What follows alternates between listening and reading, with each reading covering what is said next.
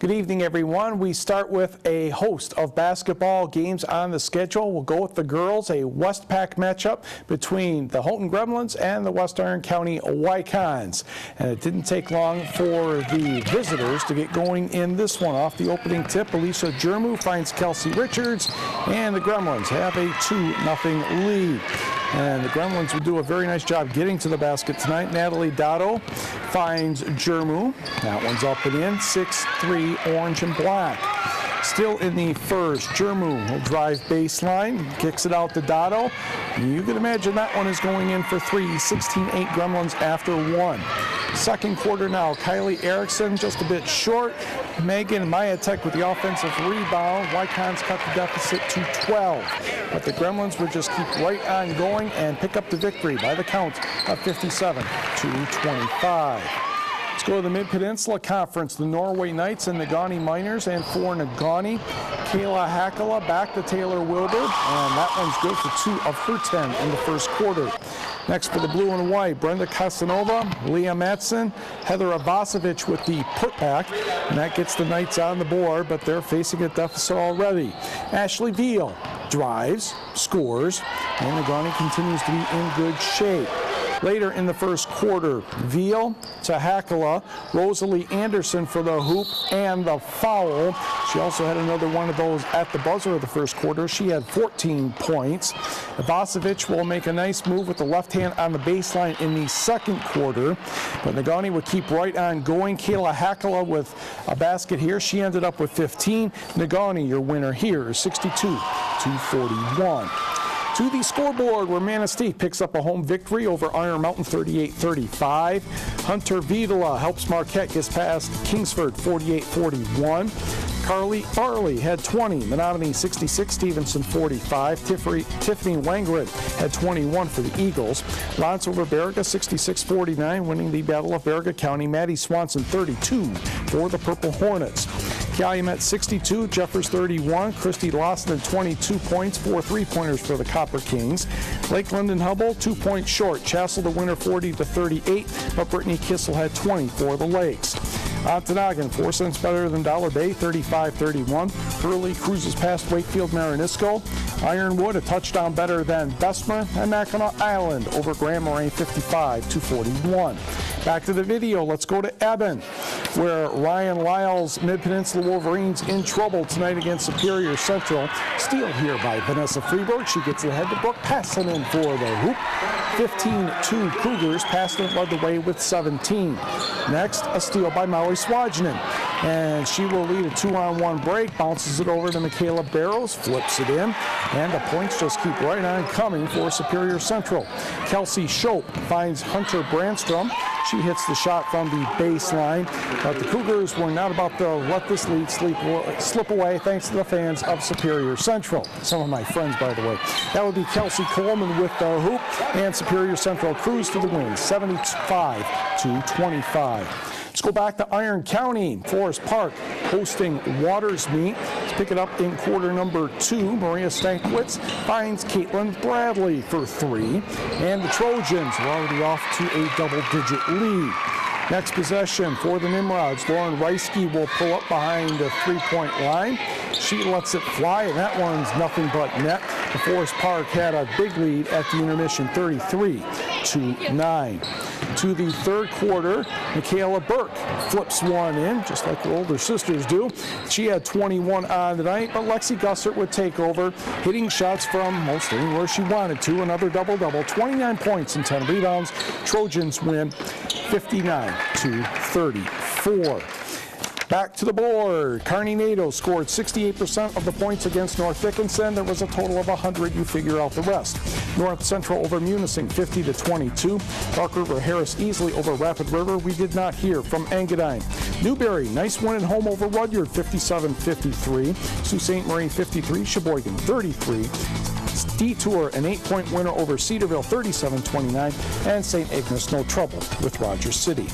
Let's go to boys basketball. The Manistee Emeralds take on the Gwynn Model Towners, and we will pick up the play in first quarter. Zach Lambert from Manistee to Tyler Kangas puts it in, and the Emeralds are on the board. Wynn answers as the ball is tipped around. Justin Nyquist puts it up and in. He had 16 on the night. Back the other way for the green and white. Here comes Tyler Kangas up and in, and he also had 16. Emeralds again on the fast break. Lambert to Kobe Ryan, and he puts that one up and in. But Darren Snavi would say, I'm not going to take any more of this. And his players actually listen. Kyler Skinner to Derek Reitz. Nice play there. Then Reitz again will make a steal, and he will go all the way in for the hoop and get fouled.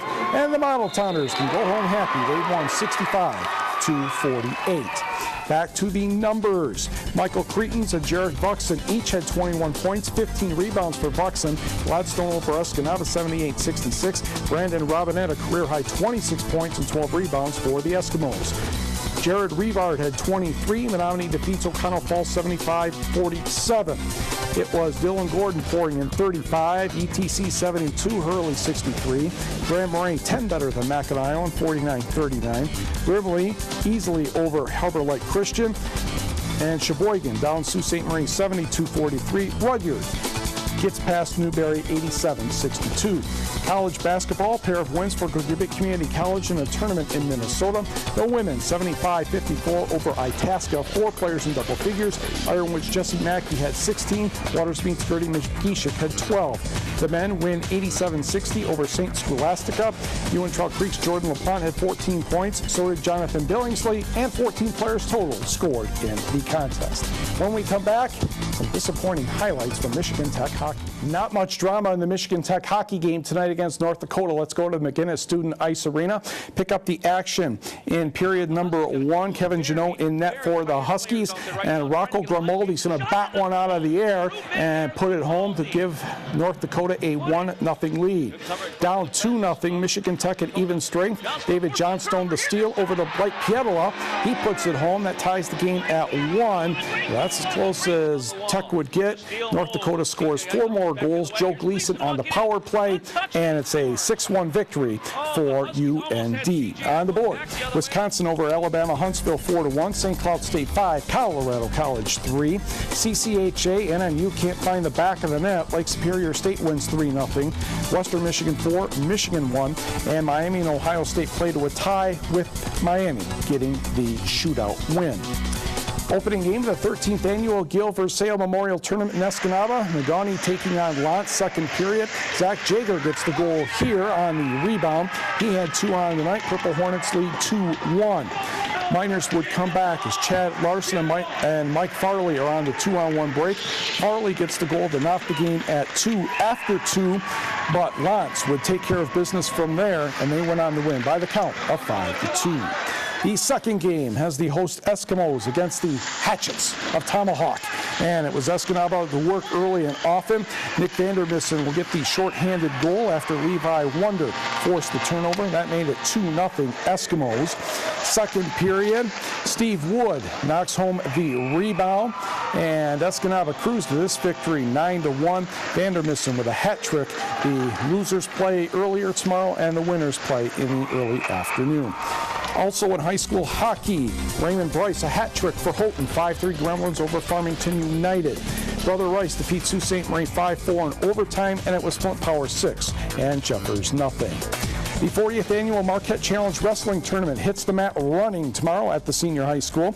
Marquette's Kurt Kalavecki had a strong showing last year, reaching the finals of 160 pounds before getting pinned. He's hoping for better results this year. I was a runner-up last year, so this year I'm hoping to win the tournament, but I'm bumping up a weight class, so I'm expecting some good competition. A lot of kids aren't going to be back from last year, so it should give me a good chance, but just hope I can do my best. Between Merrill and New Lothrop, Merrill's from Wisconsin, they're going to be at the top, I'm sure. Mason is always tough, and then as far as local teams, I'd like to say we got a couple of good guys that got a shot at making it on the podium, and St. Ignace has got a couple of guys, and Escanaba and even Gladstone. The event gets underway at 8:30 in the morning. Finals under the spotlight at 7 o'clock, and we will be right back. And that'll do it for this edition of Friday Night Fever. Thanks for joining us. Have a great weekend.